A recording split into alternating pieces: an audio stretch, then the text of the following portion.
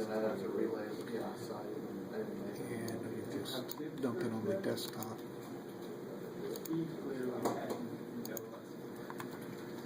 So I've saved the part. Now I'm going to say it's in an assembly. I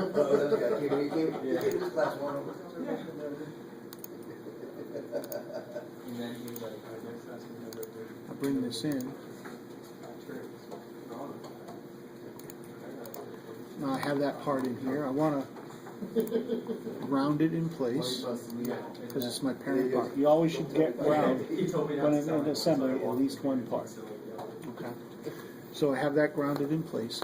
Now what I want to do is I want to create a part that's adapted to it or adapted from it, whichever way you was looking.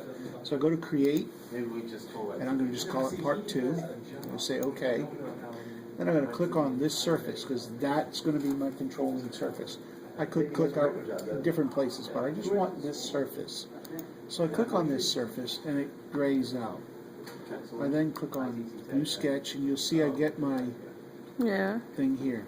And I can actually create a new sketch on any surface there and relate it to this other part. But actually I want it to kind of be on the same plane as the surface that I selected.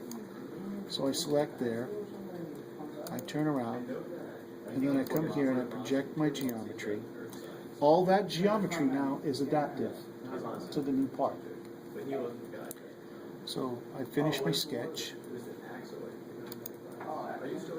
I'm going to extrude that up. Okay. And I'm going to change its material properties so that we can see the difference between the two.